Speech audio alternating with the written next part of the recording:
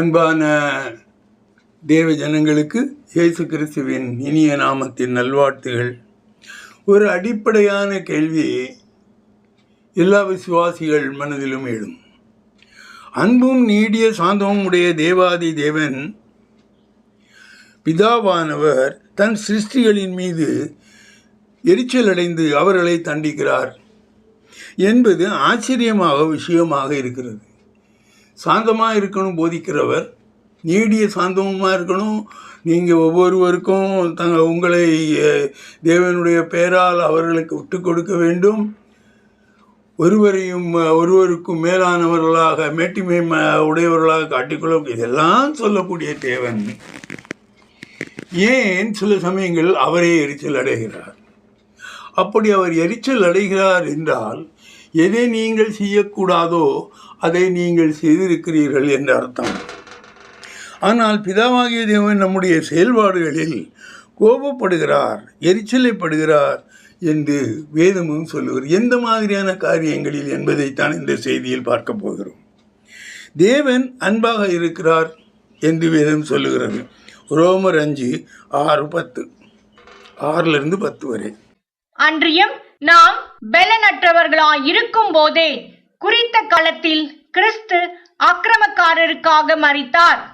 நீதிமானுக்காக ஒருவன் மரிக்கிறது அரிது, நல்லவனுக்காக ஒருவேளை ஒருவன் மரிக்க துணிவான்.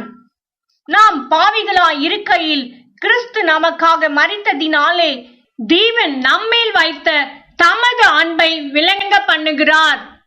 இப்படி நாம் அவருடைய இரத்தத்தினாலே நீதிமான்கள் ஆக்கப்பட்டிருக்க கோபாக்கினைக்கு நீங்களாக அவராலே நாம் ரட்சிக்கப்படுவது அதிக நிச்சயமாமே. நாம் தேவனுக்கு சத்துருக்களாய் இருக்கையில் அவருடைய குமாரனின் மரணத்தினாலே அவருடனே ஒப்புரவாக்கப்பட்டோமானால், ஒப்புரவாக்கப்பட்ட பின் நாம் அவருடைய ஜீவனாலே ரட்சிக்கப்படுவது அதிக நிச்சயமாமே. இங்கு என்ன சொல்லப்படுகிறது? எல்லாம் ஒருவருக்காக இப்படி அவர் நடந்து கொள்ளவில்லை. எல்லா ஜனங்களையும் தம்முடைய ஜனங்களாக அவர் ஏற்றுக்கொள்வதற்கு மனதாக அவர்கள் அன்பாக இருக்கிறார், அன்பாக நடக்கிறார். அவர் மனிதன் எப்படி நடந்தால் நித்திய ஜீவனை அடைய முடியுமோ அதன் மாதிரியாக அவர்களுக்கு எல்லா அறிவுரையும் சொல்லுகிறார். அப்படிப்பட்டவர் எப்படி எரிச்சலாக நடக்கிறார்? இனி இப்படிப்பட்ட எரிச்சலாக தேவன் எரிச்சலானவரா, கோபம் கொள்வாரா என்று கேட்டால் அதுக்குரிய பதில் நாகூம் தீர்க்கதரிசி சொல்லி இருக்கக்கூடிய ஒரு பதில். நாகூம் தீர்க்கதரிசி கிறிஸ்துவுக்கு முன்னால் 726 வருஷங்களில் வாழ்ந்தவர். இவர் ஒரு கலிலியாவை சேர்ந்த தீர்க்கதரிசி. யூதாவின் ராஜாவாகிய எசேக்கியேல் நாட்களில் இவர் தீர்க்க தரிசனம் உரைத்தவர். அவர் என்ன சொல்றார் என்று பார்ப்போம். நாகும் 1:2-6 வரை. கர்த்தர் எரிச்சல் உள்ளவரும் நீதியை சரிக்கட்டுகிறவருமான தேவன். கர்த்தர் நீதியை சரிக்கட்டுகிறவர், உக்கிர கோபமுள்ளவர். கர்த்தர் தம்முடைய சத்துருக்களுக்கு பிரதிபலன் அளிக்கிறவர். அவர் தம்முடைய பகைஞருக்காக கோபத்தை வைக்கிறவர். கர்த்தர் நீடிய சாந்தமும் மிகுந்த வல்லமையும் உள்ளவர். அவர்களை ஆக்கினை இல்லாமல் தப்புவிக்க மாட்டார். கர்த்தருடைய வழி சுழல் காற்றிலும் பெருங்காற்றிலும் இருக்கிறது. மேகங்கள் அவருடைய பாதத்தூளாய் இருக்கிறது. அவர் சமுத்திரத்தை அதட்டி அதை வற்றி போக பண்ணி சகல ஆறுகளையும் வறட்சியாக்குகிறார். பாசானும் கர்மேலும் சோர்ந்து லிபனோனின் செழிப்பு வாடி போகும். அவர் சமூகத்தில் பர்வதங்கள் அதிர்ந்து மலைகள் கரைந்து போகும். அவர் பிரசன்னத்தினால் பூமியும் பூச்சக்கரமும் அதில் குடியிருக்கிற அனைவரோடும் எடுபட்டு போம். அவருடைய கோபத்துக்கு முன்பாக நிற்பவன் யார்? அவருடைய உக்கிர கோபத்திலே தரிப்பவன் யார்? அவருடைய எரிச்சல் அக்னியை போல இறைக்கப்படுகிறது. அவராலே கண்மலைகள் பெயர்க்கப்படும். அவர் எல்லாவற்றையும் செய்ய முடியும் என்பதை காண்பிக்கிறார். நான் எல்லாவற்றையும் செய்ய முடியும், உன்னை பொஸ்கி போடவும் முடியும், நீ யாரும் இல்லாமல் வாழக்கூடிய அளவு இவருக்கு தைரியம் இருக்கிறது. ஆனால் அந்த அளவு நீ நடந்து கொள்ளாமல் நீ எப்படி நடந்து கொள்ள வேண்டும் என்பதைத்தான் இந்த தீர்க்கதரிசி இங்கு உரைக்கிறார். நீதியை சரி கட்டுவது. நீதியாய் நடந்து கொள்ள வேண்டும், அநியாயமாக நடந்து கொள்ளக்கூடாது. நீ உன்னுடைய ஒருவனுடைய நீதி தவறாக இருக்கும் பொழுது தேவனையே சார்ந்து இருக்கக்கூடியவனுடைய நீதி அந்த உன்னுடைய நீதியினால் கட்டுப்போகக்கூடாது, ஒன்று விட மாட்டார். சொல்லுகிறார், தங்களை பிரதிபலன் அளிக்கிறவர் அவர் தம்முடைய பகைஞருக்காக கோபத்தை. யார் பகைஞர்? சாத்தானுடைய கூட்டங்கள் மட்டும் பகைஞர் அல்ல. சாத்தானுக்கு தன்னை விட்டு கொடுத்தவன் அவருக்கு சத்ருவாகி போனான். ஆதாமும் அப்படித்தான். ஆதாம் அவருடைய செல்லப்பிள்ளை. அப்படி இருந்தவன் அவர் சொல்லதை செய்யாத போது, அவர் சொல்லதை உதாசீனப்படுத்தி சாத்தான் சொன்னதை கேட்டு அந்த கனியை படுத்தி சாப்பிட்டதினால் அவனை இந்த உலகிற்கு விரட்டிவிட்டார். தன்னுடைய சன்னிதானத்திலேயே நிற்கப்படவில்லை, வைக்கவில்லை. ஆகையால் எப்பொழுது அவருடைய தீர்மானங்களின் அவருடைய அந்த கட்டளைகளில் நாம் மாறுபட்டு நடக்கவே கூடாது. அப்படி நடப்போமானால் சாந்த குணம் உள்ளவரை நீங்கள் எரிச்சல் குணம் உள்ளவர்களாக மாற்றுகிறீர்கள். இது அதில் வாசிக்கும்போது தெரியும். இனி எல்லா காலத்திலும் தான் ஒருவரே தேவன் என்பதை இயற்கையின் மூலமும் அநேக நிகழ்வுகள் மூலமும் தேவனை ஏற்று கொள்ளாதவர்களுக்கும் அவரே வெளிப்படுத்தி இருக்கிறார். பவுலடிகளார் தான் மக்களுக்கு எழுதியிருக்கும் ரோம மக்களுக்கு எழுதியிருக்கக்கூடிய நிருபத்தில் இது வெளிப்படுத்தப்பட்டிருக்கிறது. இதை தேவனையே வெளிப்படுத்தி இருக்கிறார். ரோமருக்கு எழுதின நிருபத்தை வாசிப்பீர்கள் ஆரம்பமே தேவனுடைய அந்த பெருமையை பற்றி தான் பேசும். தேவனால் தான் நடந்த அதை கொஞ்சம் கூர்மையாக பொறுமையாக படித்தால் தெரியும். ரோமர் 1:19-23 வரை அவர் என்ன சொல்லுகிறார் என்பதை வாசியுங்கள். தேவனை குறித்து அறியப்படுவது அவர்களுக்குள்ளே வெளிப்பட்டிருக்கிறது. தேவனே அதை அவர்களுக்கு வெளிப்படுத்தி இருக்கிறார். எப்படி என்றால், காணப்படாதவைகளாகிய அவருடைய நித்திய வல்லமை, தெய்வத்துவம் என்பவைகள் உண்டாக்கப்பட்டிருக்கிறவைகளினாலே உலகம் உண்டானது முதற்கொண்டு தெளிவாய் காணப்படும். ஆதலால் அவர்கள் போக்கு சொல்ல இடமில்லை. அவர்கள் தேவனை அறிந்தும் அவரை தேவன் என்று மகிமைப்படுத்தாமலும் ஸ்தோத்தரியாமலும் இருந்து தங்கள் சிந்தனைகளினாலே வீணரானார்கள். உணர்வில்லாத அவர்களுடைய இருதயம் இருளடைந்தது. அவர்கள் தங்களை ஞானிகள் என்று சொல்லியும் பைத்தியக்காரராகி அழிவில்லாத தேவனுடைய மகிமையை அழிவுள்ள மனுஷர்கள், பறவைகள், மிருகங்கள், ஊரும் பிராணிகள் ஆகிய இவைகளுடைய ரூபங்களுக்கு ஒப்பாக மாற்றினார்கள். வேதத்தை கையில் வைத்திருக்கிறவர்கள் சில சமயங்களில் செய்யக்கூடிய தவறு இது. எல்லாம் எனக்கு தெரியும், வேதத்தில் இதுதான் சொல்லியிருக்கிறது, இப்படி தேவன் இதை மீறி ஒன்றும் செய்ய மாட்டார், இதை ஒன்றும் பண்ண மாட்டார், அவரை ஒரு வேதத்தை சொல்லியிருக்கிறதாக அவரே ஒரு பவுண்டரி ஒரு பவுண்டரிக்குள் அவரை அடைப்பது, அவருடைய வல்லமையை சுருக்குவது, அது நாம் செய்ய முடியாது. அப்படி செய்ய முடியாததற்கு காரணத்தை தான் அவர் சொல்லுகிறார். நான் எதை வேண்டுமானாலும் செய்யலாம், எனக்கு எல்லாவற்றையும் செய்ய தகுதி இருக்கிறது என்பதை இந்த சேவைகள் விளக்குகின்றன. நீ பெரிய ஞானி என்று நினைத்துக்கொள், ஆனால் அது அவருக்கு ஒத்துப்போகாத காரியம். அந்த அழிவில்லாத தேவனுடைய மகிமையை அழிவுள்ள மனிதர்கள் பரவலாம். தேவனால் எதுவுமே கூடும். மனிதனால் மழையை வரவழைக்க முடியுமா? இடியை வரவழைக்க முடியுமா? மின்னலை வரவழைக்க முடியுமா? காலங்கள் மாறி மாறி வருவதை ஒரு மனிதன் செய்ய முடியும். அப்படி இருக்கும் பொழுது அப்படிப்பட்ட காரியங்களை செய்யக்கூடிய தேவனை ஒரு சிறிய விக்கிரகத்தினால் அடக்கி விடுவார்கள். அடக்கி அந்த விக்கிரகத்தை அதில் வைத்து இதுதான் தேவன், அவர் இங்குதான் இருப்பார், நீங்கள் இவைகளையெல்லாம் இவருக்கு செய்தால் செய்வார், நீங்களே கட்டளை போடுவீர்கள். இந்த மாதிரியான காரியங்கள் நீங்கள் செய்யக்கூடாது. அது அவருக்கு எரிச்சலை மூட்டும். வாக்கு பண்ணப்பட்ட கானான் தேசத்திற்கு நுழைவதற்கு முன்னால் இஸ்ரவேலர்களுக்கு கொடுக்கப்பட்ட கட்டளை. எல்லாரும் மோசே மூலமாக அழைக்கப்பட்டு இஸ்ரவேல் தேசத்தில் எகிப்து தேசத்திலிருந்து கானான் தேசத்துக்கு போகிறார்கள். ஆக அந்த போகும்பொழுது அவர்களுக்கு கொடுக்கப்பட்ட கட்டளை என்ன? யாத்ராம 20:2-6 வரை வாசிப்பீர்களே. ஆனால் உன்னை அடிமைதான வீடாகிய எகிப்து தேசத்திலிருந்து புறப்பட பண்ணின உன் தேவனாகிய கர்த்தர் நானே. என்னை அன்றி உனக்கு வேறே தேவர்கள் உண்டாயிருக்க வேண்டாம். மேலே வானத்திலும் கீழே பூமியிலும் பூமியின் கீழ் தண்ணீரிலும் உண்டாயிருக்கிறவைகளுக்கு ஒப்பான ஒரு சொரூபத்தை யாகிலும் யாதொரு விக்கிரகத்தை யாகிலும் நீ உனக்கு உண்டாக்க வேண்டாம். நீ அவைகளை நமஸ்கரிக்கவும் சேவிக்கவும் வேண்டாம். உன் தேவனாகிய கர்த்தராயிருக்கிற நான் எரிச்சலுள்ள தேவனாயிருந்து என்னை பகைக்கிறவர்களை குறித்து பிதாக்களுடைய அக்கிரமத்தை பிள்ளைகளிடத்தில் 3ஆம் 4ஆம் தலைமுறை மட்டும் விசாரிக்கிறவராயிருக்கிறேன். என்னிடத்தில் அன்பு கூர்ந்து என் கற்பனைகளை கை கொள்ளுகிறவர்களுக்கோ 1000 தலைமுறை மட்டும் இரக்கம் செய்கிறவராயிருக்கிறேன். நீங்கள் போய் அந்த எவனோ ஒரு செய்து வைத்த உயிரில்லாத ஒரு கட்டையையோ அல்லது ஒரு கல்லையோ நீங்கள் தேவன் என்று நீங்கள் வணங்குவீர்களே, ஆனால் நீங்களோ உங்கள் தலைமுறைகளோ தண்டிக்கப்படும்.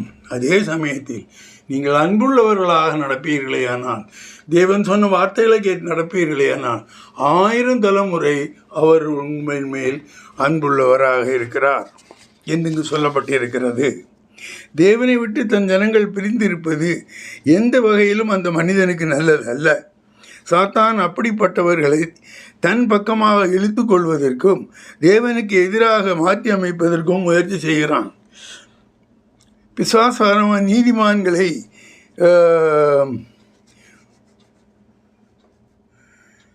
தேடி திரிந்து கர்ச்சிக்கும் சிங்கம் போல் எங்கெல்லாம் அவன் தவறு இருக்குது அதன் மூலமாக அவனை பிடித்து கொள்ளலாம் என்று சுற்றி திரிகிறான்.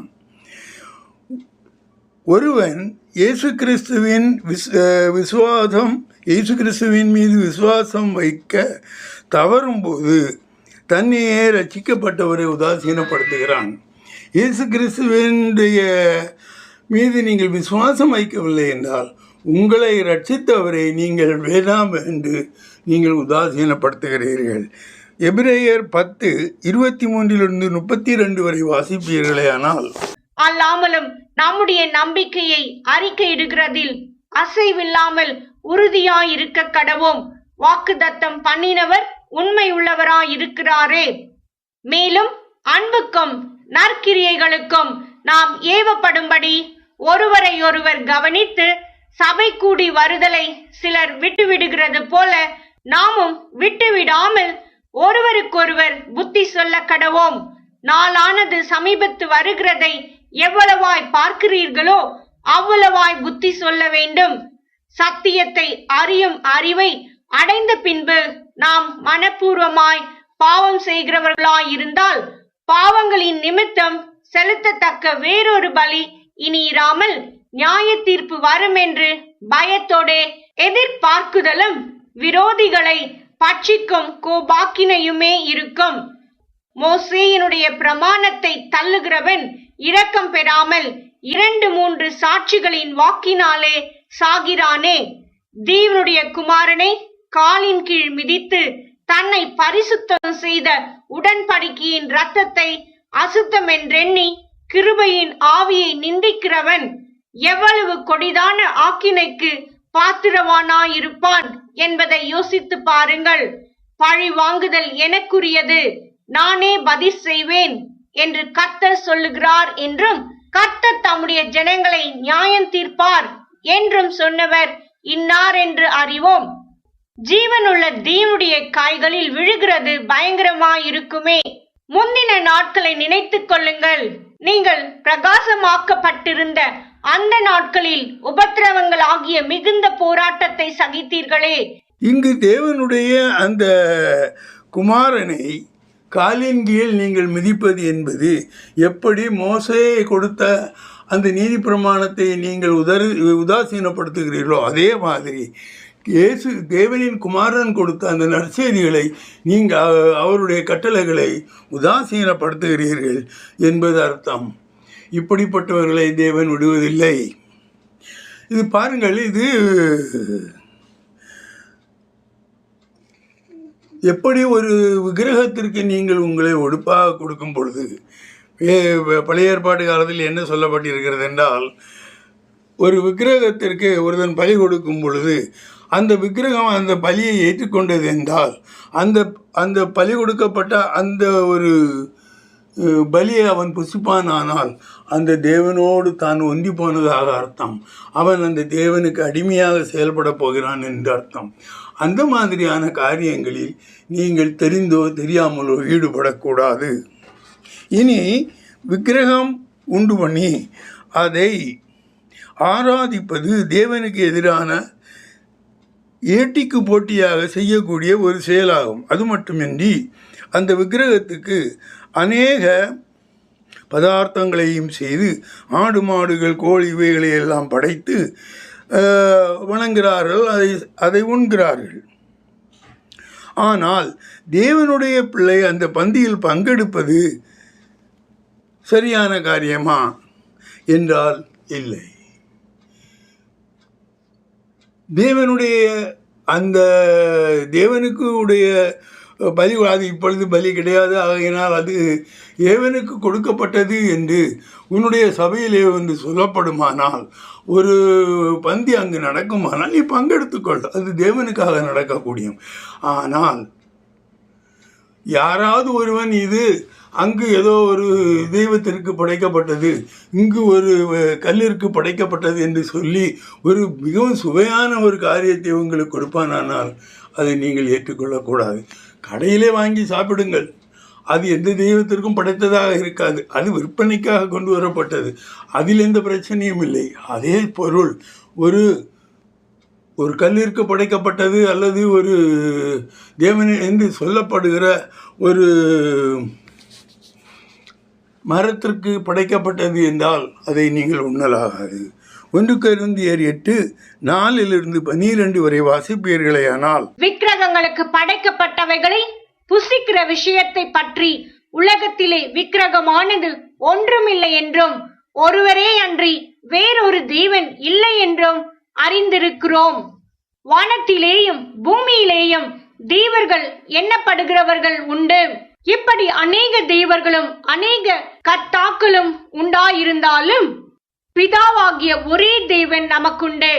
அவராலே சகலமும் உண்டாயிருக்கிறது, அவருக்கென்று நாமும் உண்டாயிருக்கிறோம்.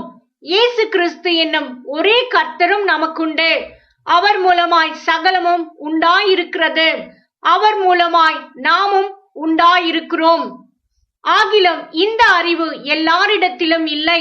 சிலர் இன்றைய வரைக்கும் விக்கிரகத்தை ஒரு பொருள் என்று எண்ணி விக்கிரகத்துக்கு படைக்கப்பட்டதை புசிக்கிறார்கள். அவர்களுடைய மனசாட்சி பலவீனமாய் இருப்பதால் அசுசிப்படுகிறது. போஜனமானது நம்மை தேவனுக்கு உகந்தவர்களாக்க மாட்டாது. எண்ணத்தினால் எண்ணி புசிப்பதினால் நமக்கு ஒரு மேன்மையும் இல்லை, புசியாதிருப்பதினால் நமக்கு ஒரு குறைவும் இல்லை. ஆகிலும் இதை குறித்து உங்களுக்கு உண்டாயிருக்கிற அதிகாரம் எவ்விதத்திலும் பலவீனருக்கு தடுக்கலாகாத படிக்கு பாருங்கள்.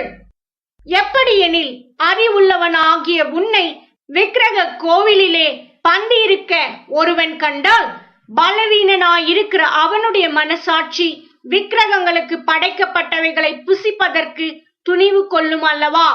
பலவீனமுள்ள சகோதரன் உன் அறிவு நிமித்தம் கெட்டு போகலாமா? அவனுக்காக கிறிஸ்து மரித்தாரே. இப்படி சகோதரருக்கு விரோதமாய் பாவம் செய்து பலவீனமுள்ள அவர்களுடைய மனசாட்சியை புண்படுத்துகிறதினாலே நீங்கள் கிறிஸ்துவுக்கு விரோதமாய் பாவம் செய்கிறீர்கள். இந்த வேறே தெய்வங்களையும் அங்கு படைக்கப்பட்டவைகளையும் வணங்குவதை குறித்து 1 கொரிந்தியர் 10:15-22 வரை நீங்கள் வாசித்து பார்த்து கொள்ளுங்கள். தெளிவாக சொல்லப்பட்டிருக்கும். 1 கொரிந்தியர் 10:15-22 வரை. இனி விக்கிரகத்தை ஆராதிப்பவன் விக்கிரகத்தை நோக்கி, நான் உனக்கு அடிமை, நீயே என் இரட்சகன் என்று அங்கு தன்னை விட்டு கொடுக்கிறான். அதே சமயத்தில் அவன் இயேசு ஆலயத்திற்கு வந்து, இயேசுவே நீரே என் ரட்சகன், நான் உமக்காக விட்டு கொடுக்கிறேன், உமது ஊழியத்தை செய்கிறேன் என்று ஒருவன் சொல்வானா, அவன் விபச்சாரம் செய்கிறான். நாம் எல்லோரும் இயேசுவிற்காக கொடுக்கப்பட்டவர்கள். நீங்கள் ஒவ்வொருவரும் இயேசுவிற்காக கையளிக்கப்பட்ட கன்னிகைகளாக இருக்கிறீர்கள். நீங்கள் போய் வேறே ஒருவனை இவருக்கு கொடுக்கக்கூடிய மகிமையை நீங்கள் அங்கு கொடுப்பீர்களே, ஆனால் விபச்சாரம் செய்கிறீர்கள். மத்தேயு 10:21-22 வரை வாசிப்பீர்களே, ஆனால் இது தெரியும். நீங்கள் கர்த்தருடைய பாத்திரத்திலும் பேய்களுடைய பாத்திரத்திலும் பானம் பண்ணக்கூடாதே. நீங்கள் கர்த்தருடைய போஜன பந்திக்கும் பேய்களுடைய போஜன பந்திக்கும் பங்குள்ளவர்களாய் இருக்கக்கூடாதே. நாம் கர்த்தருக்கு எரிச்சலை மூட்டலாமா? அவரிலும் நாம் பலவான்களா? இன்னொன்று வேதத்திலே ஒன்று தெளிவாக சொல்லப்பட்டிருக்கிறது. பரிசுத்த ஆவியானவருக்கு எதிராக ஒருவன் பேசவோ செயல்படவோ அல்லது எந்த ஒரு காரியத்தையும் எதிர்மறையாக செய்யவோ கூடாது.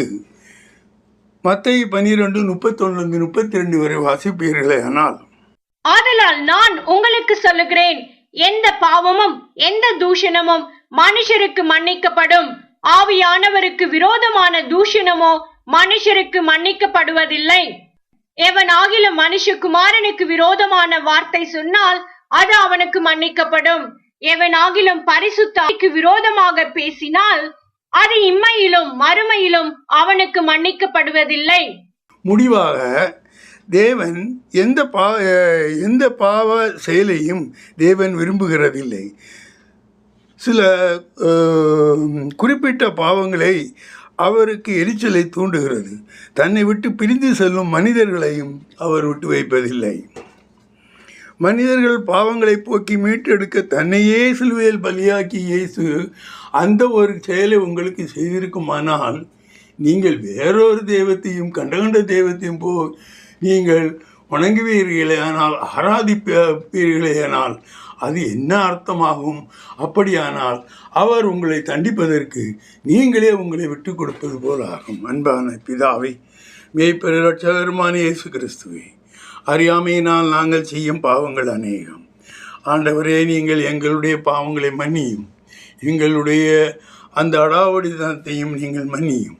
நாங்கள் அறிவில்லாமல் செய்யக்கூடிய காரியங்களை மன்னித்து எங்களுக்கு நல்ல ஒரு காரியத்தை எங்கள் இதயத்தில் புகுத்தி எங்களை நல்ல வழியில் ஆவியானவர் தாமே நடத்துவாராக.